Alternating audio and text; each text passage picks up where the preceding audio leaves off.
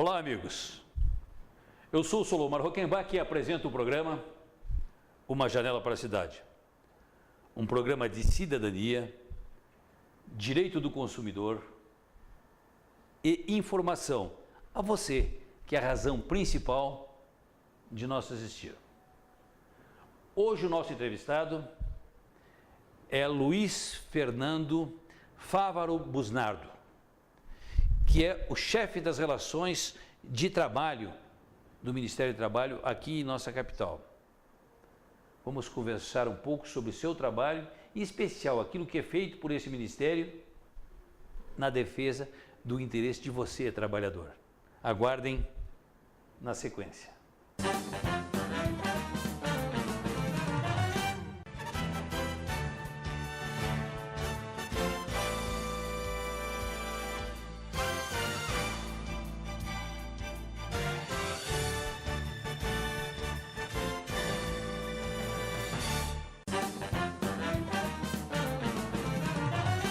Olá, amigos do programa Janela para a Cidade.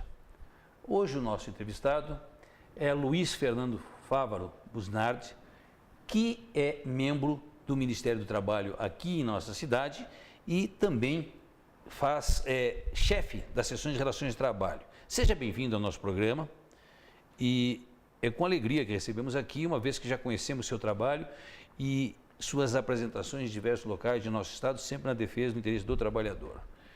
Eu gostaria, doutor Luiz Fernando, que o senhor de imediato falasse àqueles que nos assistem a função do Ministério do Trabalho, em especial a relações de trabalho, da pasta onde o senhor milita. Obrigado, Solomar, pela oportunidade.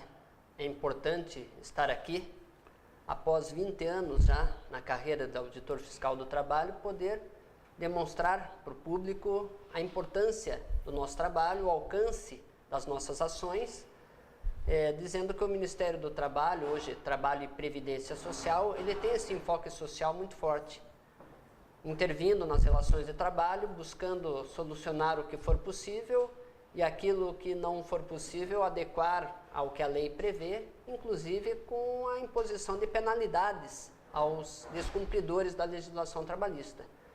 Mas no caso das mediações, que é o nosso dia a dia, realmente sempre a busca por uma solução construída, discutida, dentro da lei, para que se promova o bem-estar da coletividade, dos trabalhadores, procurando preservar os empregos também. Doutor, aproveitando essa sua entrada, esclarecimento, que eu acho que é muito importante nós levarmos a informação, porque o Ministério do Trabalho tem uma importância fundamental, em especial aos trabalhadores de nosso estado e do nosso Brasil. Hoje, o Ministério do Trabalho, na sua área de relações de trabalho, quais os maiores problemas que chegam lá para buscar soluções? O senhor poderia definir para nós? É importante dizer inicialmente que o nosso conceito é muito bom perante a população. As pessoas atendem os nossos chamados e comparecem, às vezes por si só, às vezes acompanhados de seus procuradores, mas as demandas que chegam são as mais intensas possíveis. Desde o diálogo para se chegar aos acordos coletivos e convenções coletivas de trabalho, como também para solucionar pontos que estejam em desajuste dentro de determinada empresa, que precisa ter a nossa intervenção para que se convença realmente da importância de se observar as regras, de se aplicar aquilo que foi negociado, que foi construído através do diálogo, porque senão uns cumprem, outros não cumprem, não fica legal. Se um trabalhador tem direito, o outro também tem. Sim. Isso é interessante, que você preste atenção, porque é um compromisso, é um dever que eles adotam em seus corações de defender os trabalhadores na conciliação e na busca sempre de soluções aos problemas que lá chegam. Doutor Luiz Fernando, diante de tantas situações, solicitações que chegam por parte dos trabalhadores ao Ministério do Trabalho, existem algumas que a gente poderia pontuar como as mais frequentes? Os trabalhadores, eles podem nos procurar para serem orientados, como podem também formular as suas queixas. Muitas vezes, o empregador, por alguma dificuldade, ou até mesmo por desconhecimento da lei, está descumprindo uma regra. Um prazo para pagamento de uma verba de rescisão, a forma como contrata o trabalhador, muitas vezes ao arrepio da lei. Nós precisamos ajustar sempre isso. Por isso nós orientamos também os empregadores, mas principalmente os trabalhadores na busca de seus direitos. Temos o nosso papel fiscalizador, que é muito importante, mas temos também essa condição de muitas vezes nos anteciparmos aos problemas e já solucionar. Dessa forma, temos recebido denúncias até as mais sérias, de assédio moral, de trabalho análogo ao de escravo, trabalho infantil, que é uma chaga realmente no nosso país, mas tem os problemas do dia a dia mesmo, aquele salário que não saiu no prazo, o vale-transporte, essa semana não tem, como é que eu vou trabalhar sem o vale-transporte, qual é o meu direito? O trabalhador nos procura humildemente para indagar e, às vezes, também denunciar aquele fato já recorrente, aquele fato que, infelizmente, já está atrapalhando a vida do trabalhador paranaense. Doutor Luciano, pelo aquilo que o senhor acaba de nos falar, na realidade o Ministério do Trabalho é a casa do trabalhador. É a casa onde que o trabalhador encontra um amparo legal para dirimir e resolver os seus anseios no que tange a execução do seu trabalho. Eu gostaria que o senhor falasse também, de uma forma bem clara, para todos aqueles que nos assistem, como o trabalhador pode buscar o apoio, o auxílio do Ministério do Trabalho, quais os encaminhamentos devem ser feitos para que o Ministério do Trabalho possa atuar na defesa de seus interesses ou daquilo que muitas vezes as empresas não vêm cumprindo em detrimento dos trâmites legais. Nós temos o nosso atendimento voltado ao público, é um atendimento gratuito. É um atendimento que é ofertado nos moldes da legislação trabalhista. Por quê? Porque nós somos um órgão fiscalizador das leis do trabalho, mas nós temos uma gama de outras ações também que nós podemos implementar. O trabalhador pode também procurar outros órgãos, mas aí o seu acesso já será de uma outra forma. Por exemplo, a Justiça do Trabalho precisa processar a empresa para cobrar uma dívida, para buscar uma regularização. Aí já será necessário estar acompanhado de um advogado ou de uma advogada, o que no nosso espaço não é necessário. Lá qualquer do povo pode adentrar. É lógico, nós temos algumas restrições com relação à quantidade de atendimentos, porque a população cresce, muitas vezes nós não conseguimos.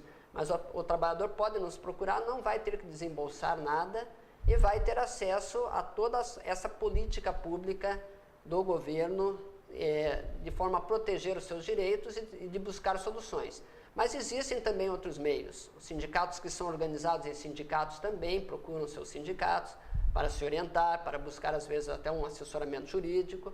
Ou nos casos, como falei, que necessita chegar na Justiça do Trabalho, ele deve estar acompanhado de um profissional advogado realmente. Doutor, no tocante à área que o senhor milita no Ministério do Trabalho, que é a fiscalização, eu gostaria que o senhor descrevesse um pouco mais o que é essa fiscalização. Qual é esse trabalho que é desenvolvido por sua pessoa dentro do Ministério e que vem em benefício daqueles que tanto precisam, que são os trabalhadores? Muito importante falar do papel do auditor fiscal do trabalho.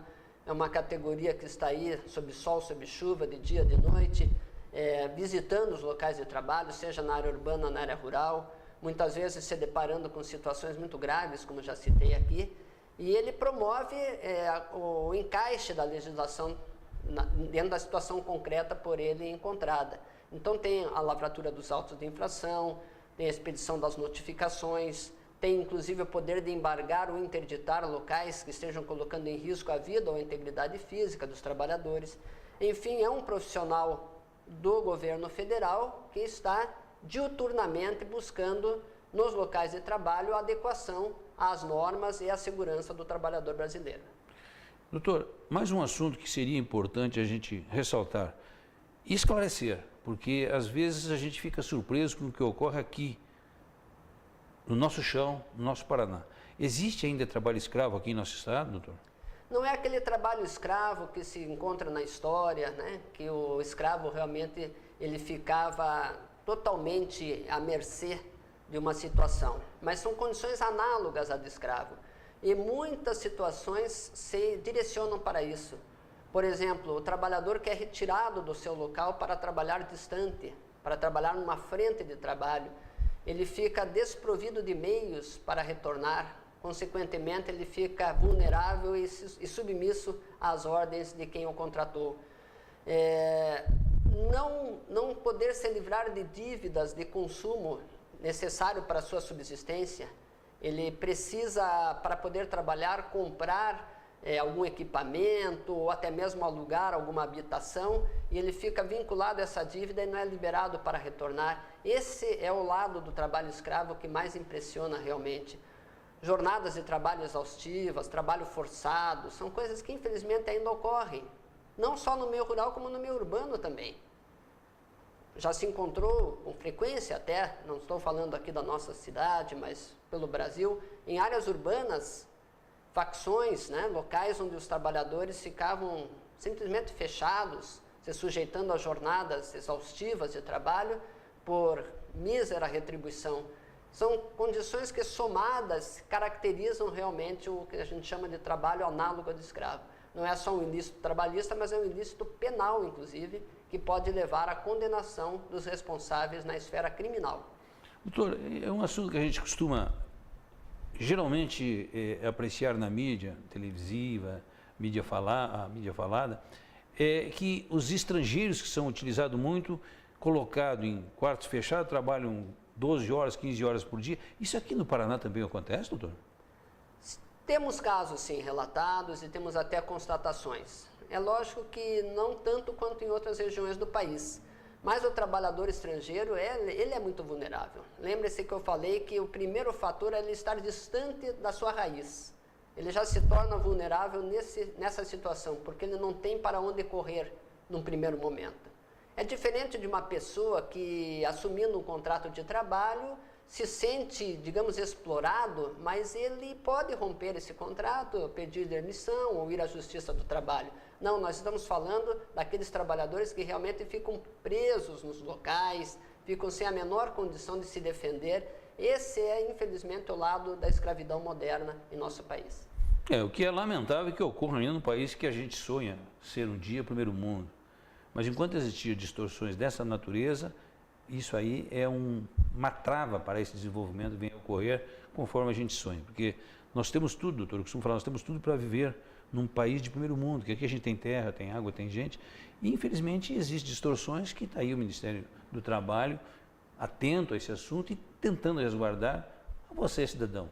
Por isso que eu me sinto honrado de receber o Dr. Luiz Fernando aqui, para a gente apresentar isso a vocês, que muitas vezes é um trabalho árduo que é desempenhado pelo Ministério do Trabalho e que muitos do cidadão paranaense, brasileiro, nem sabem que ocorre, mas é feito com afinco e com respeito aos trabalhadores, procurando buscar aquele país que a gente tanto sonha. Doutor, o Ministério do Trabalho ele realiza também mediações entre relações de trabalho, empregador, empregado, enfim. Como é que acontece isso? Como é que isso se propicia? Nesses momentos de maior dificuldade econômica, é muito importante entrar com esse papel de mediação. Hoje não se pratica no Brasil praticamente a arbitragem trabalhista, embora já se tenha tentado incluir isso na prática. A mediação é apenas o papel de aproximar as partes. Há uma dificuldade lá entre a empresa e o sindicato, entre os trabalhadores e os patrões.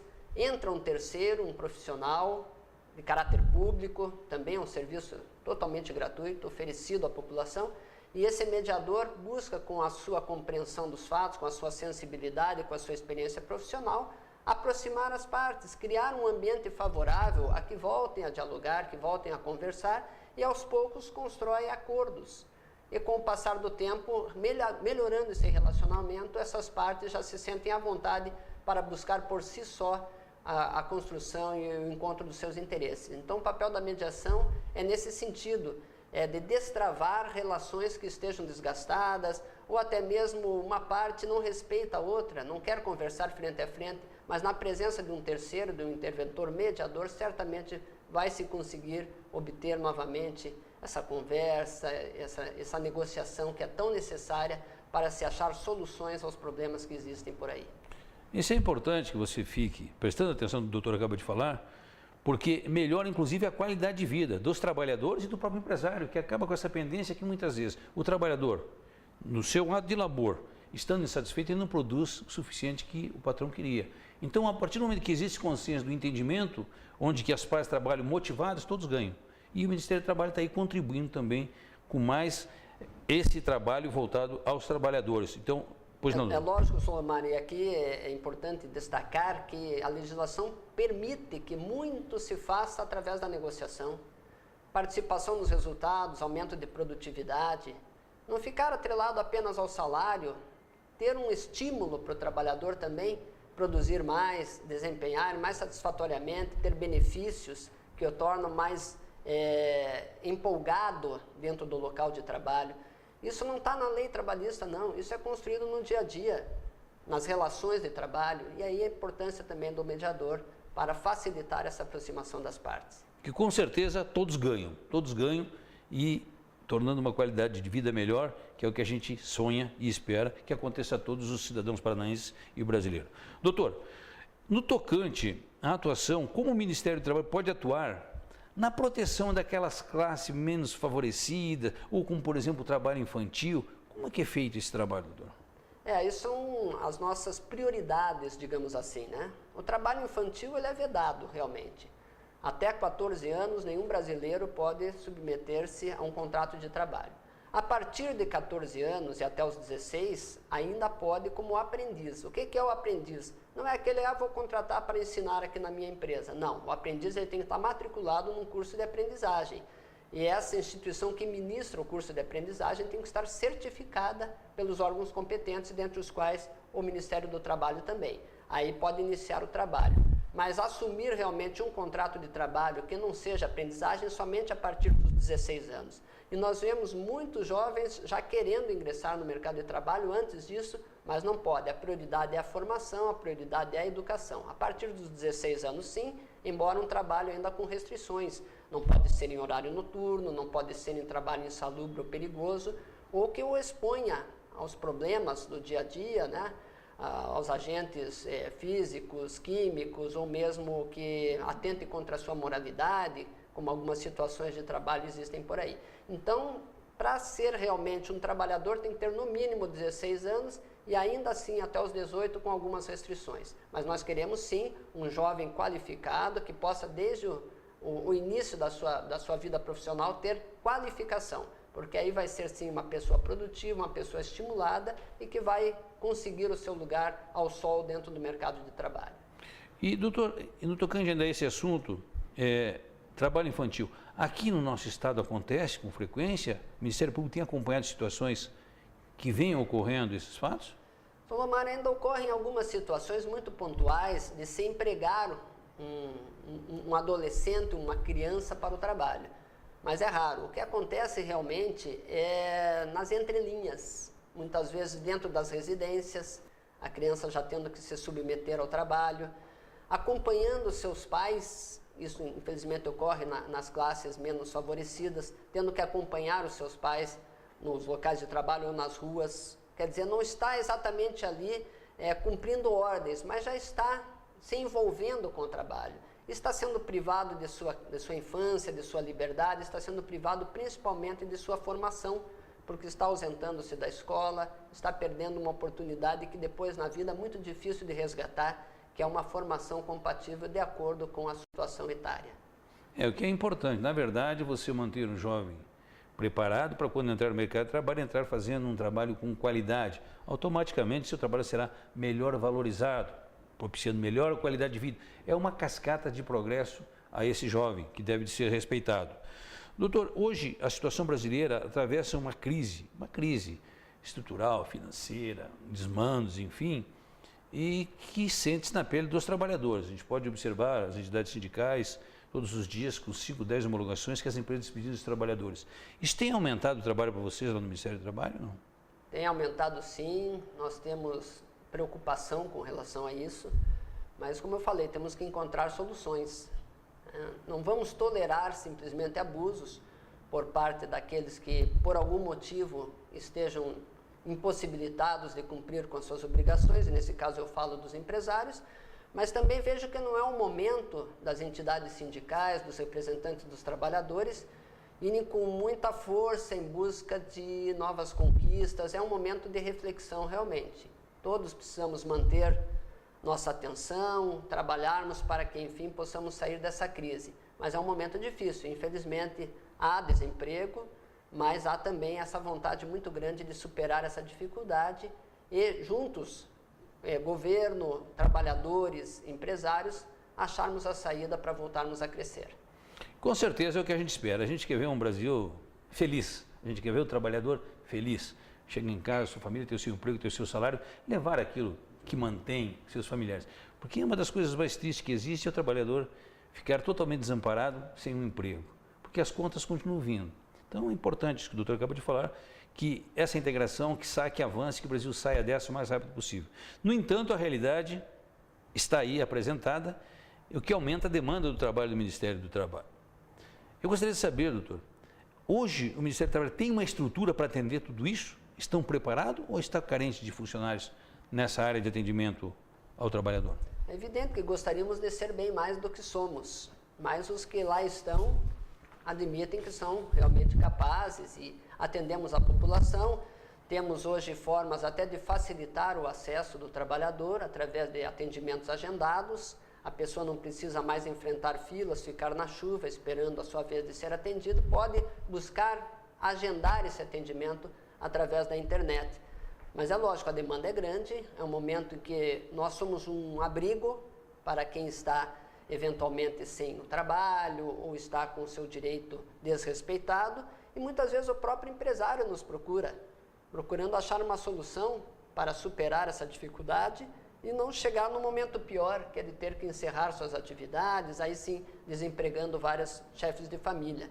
Então, nossa rotina tem sido essa. Eu fiz questão de estar aqui no seu programa para poder mostrar que nesse momento de crise nós temos também a nossa atribuição e a gente tem que ter muita sensibilidade nessa hora para fazer aquilo que seja melhor para o bem comum e não simplesmente privilegiar uns em detrimento de outros. Não, a crise existe para todos, temos que sair juntos dela.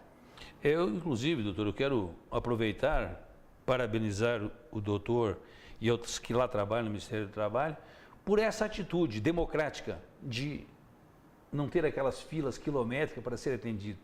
Eu me surpreendi, cheguei no Ministério do Trabalho quando fiz o convite para nós gravarmos essa entrevista, não vi fila, era rápido o atendimento, uma agilidade que nem os bancos oficiais que arrecadam um monte fazem, o Ministério do Trabalho faz, em respeito a você. Parabéns a vocês, eu quero deixar isso aqui no ar, porque eu achei uma coisa muito bacana, muito ágil e respeitosa, em especial aos trabalhadores, que vocês estão lá exercendo um serviço para a sociedade. E quero compartilhar esses seus elogios a todo o corpo de funcionários, servidores da nossa instituição, que estão aí no dia a dia buscando implementar essas políticas que resultam para a população positivamente, embora gostássemos de poder fazer até mais.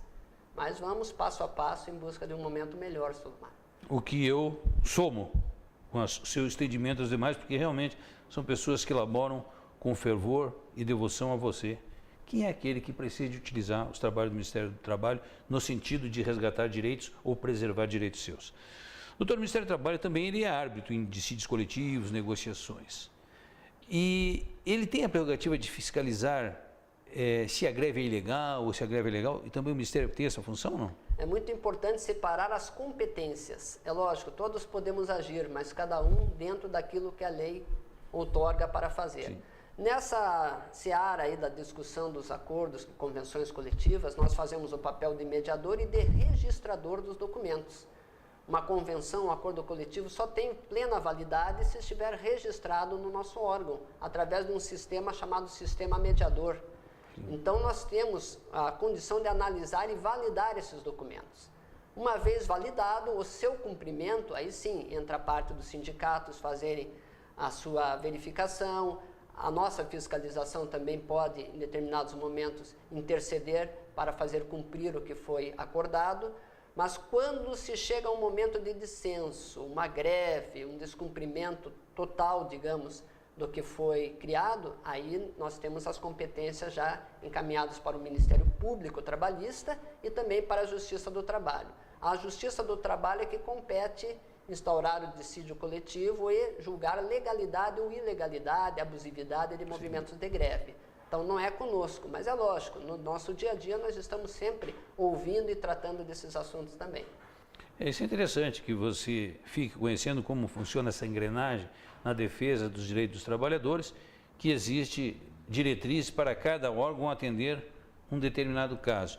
No entanto, existe uma integração entre o Ministério do Trabalho, entre o Ministério Público do Trabalho e a Justiça do Trabalho. Existe essa integração ou não, doutor? É um pouco difícil para a população entender o que é um, o que é outro, o que cada um faz, mas é lógico, perante a lei, a divisão das competências, nós temos uma integração muito grande, a qual procuramos sempre fortalecer, porque se sozinhos podemos ser fortes, que dirá somando esses esforços. Cada um tem o seu papel muito importante, desde o sindicato, passando por nós, Ministério Público, os juízes e desembargadores do trabalho. Cada um fazendo a sua parte, aplica-se a justiça. Aplica-se a lei da melhor maneira e busca-se o resultado, que é o bem satisfatório para a coletividade. Doutor, também seria importante, a gente, infelizmente o tempo de televisão é limitado, e o nosso papo aqui é tão interessante e vai direto ao interesse da maioria da população. Eu gostaria de perguntar para o senhor, as entidades sindicais estão fazendo o seu papel? É importante o trabalho da entidade sindical na proteção dos direitos dos trabalhadores, no seu entendimento? Nós temos também o papel de controlar o funcionamento das entidades sindicais através do controle das suas representações. Os sindicatos, desde 10 anos para cá, eles precisam também, através do nosso sistema do Cadastro Nacional de Entidades, atualizar sempre seus dados. Quando há uma eleição, quando há uma mudança de sua representação, ampliando ou mudando a categoria ou a base territorial, tudo precisa passar por nós. Nós temos a guarda dessas informações e os sindicatos, uma vez registrados e regulares perante o Ministério do Trabalho e Emprego, eles têm total autonomia para tratar dos assuntos de sua base de representação, como negociar condições de trabalho, como ajuizar ações como substitutos processuais, homologar as rescisões do contrato de trabalho. O papel que os sindicatos de trabalhadores têm é fantástico e nós defendemos isso. Foi uma conquista da classe trabalhadora brasileira, mas volto a insistir, os sindicatos têm que estar sempre atentos a se manter organizados e com sua documentação em dia perante a nossa instituição, porque caso contrário podem ficar por algum tempo inativados e aí na hora de agir estarão restritos e não poderão alcançar aquele objetivo. Ok, eu espero que tenhamos levado a você um pouco de informação que o Ministério do Trabalho faz em defesa do interesse e o direito dos trabalhadores. Doutor, eu quero agradecer a sua participação no nosso programa, dizendo que esse espaço está aberto quando o Ministério do Trabalho tiver a necessidade, qualquer que for o assunto, vem aqui, a gente leva essa informação à nossa gente. Mas antes de encerrar, doutor, eu lembrei-me que estará sendo feito, agora em maio, se não me falha a memória, um evento. O que é esse evento que será feito no Ministério do Trabalho, junto com as entidades sindicais? Poderia falar um pouquinho antes de encerrar o nosso programa? Nós estamos sempre buscando as parcerias e estar junto com o mundo do trabalho, com as entidades organizadas, com as organizações públicas também. Nós vamos estar aí difundindo as nossas políticas, seja agora no mês de março, em função do Dia da Mulher, seja também no mês de abril, quando lembramos as vítimas de acidentes de trabalho, o mês de maio, que tem o 1º de maio, que conta a história do trabalhismo a nível internacional. Estaremos em todas essas datas sempre pautando eventos para melhor divulgar as nossas ações, junto com as entidades que também conosco militam no mundo do trabalho. Ok, doutor, os meus agradecimentos, a participação do senhor aqui no nosso programa. Infelizmente, nosso tempo é limitado, eu quero desejar a todos um grande abraço. Um abraço especial à Dona Maria, lá da Mateus Leme, que assiste o nosso programa. Até o próximo programa, se Deus quiser, e com certeza irá querer. Obrigado, doutor, pela sua participação.